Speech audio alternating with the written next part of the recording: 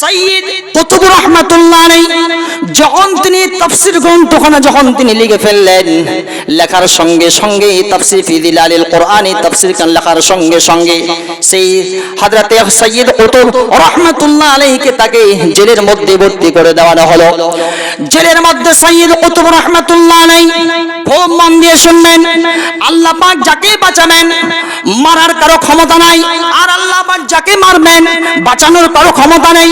সাইয়্যিদ কুতুব রাহমাতুল্লাহ আলাইহি যখনই তিনি তাফসীর ফি দিলালিল কোরআন এই গ্রন্থের তাফসীর যখন তিনি লিখে ফেললেন, লেখার সঙ্গে সঙ্গেই হযরতে সাইয়্যিদ কুতুব রাহমাতুল্লাহ আলাইহিকে জেলের মধ্যে তাকে ভর্তি করে দেওয়া হলো।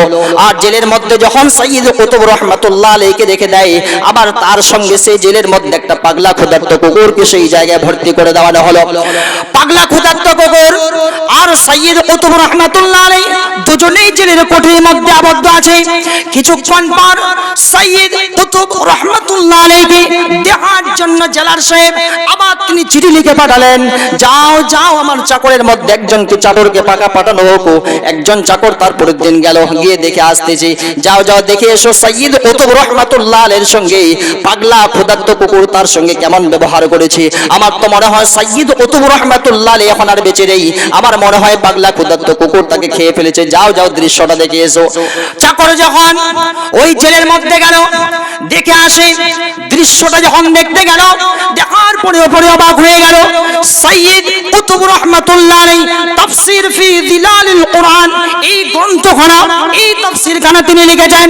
সাইয়্যিদ কুতুব রাহমাতুল্লাহ আলাইহি তিনি আল্লাহর দরবারে আল্লাহর জমিনে আল্লাহর মাটিতে তিনি সাজদায় মাথাটা নত করে আছেন।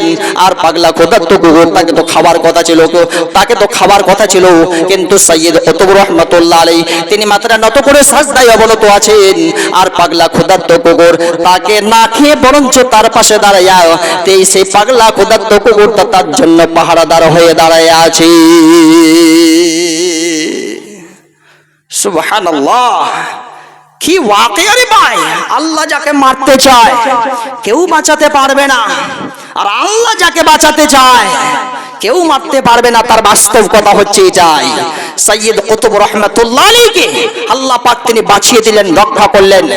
সম্মানিত উপস্থিতি, মন দিয়ে শুনেন, একেবারে কথাগুলো নিয়ে যান। আল্লাহ পাকের দয়া অনেক, আল্লাহর মায়া অনেক, তার রহমত দিয়ে তার দয়া দিয়ে আল্লাহ পাক তিনি तमाम পৃথিবীর মানুষকে তিনি ঘেরাও করে রেখে দিয়েছেন। তবে বাদরামো যদি বেশি করো, বেশি যদি উছালকুদ যদি বেশি করো, আর যদি মুসলমানদের সাথে যদি লেগে যাও, তাহলে মুসলমানদের মধ্যে এমন একটা দুয়ার পাওয়ার আছে। এরা যদি শুধুমাত্র একটিবার শুধুমাত্র আটখানা যদি দুই হাত আল্লাহর দিকে আকাশের দিকে উঠিয়ে শুধুমাত্র একটিবার যদি সাধুখালি বলতে শুরু করে দেয়, আল্লাহ, এই নির্মম আর এই মুসলমানদের উপরে নির্যাতন হচ্ছে, জুলুম হচ্ছে, অন্যায় হচ্ছে, অত্যাচার হচ্ছে, মাবুদ গো দয়া করে মেহেরবানি করে তুমি আমাদের দিকে একটুখানি তাকাও। যদি খালি মুসলমানদের মধ্যে যে একটা দোয়া আছে, এই দোয়ার যে একটা পাওয়ার আছে, এই পাওয়ার যদি তারা শুধুমাত্র ইউজ করে ব্যবহার করে, তাহলে নিশ্চিত আল্লাহর এই আকাশ পাড়ি দিয়ে, সাত আকাশ পাড়ি দিয়ে আল্লাহর কাছে গিয়ে সেই দোয়াটা কবুল মঞ্জুর হবেই হবে ইনশাআল্লাহ।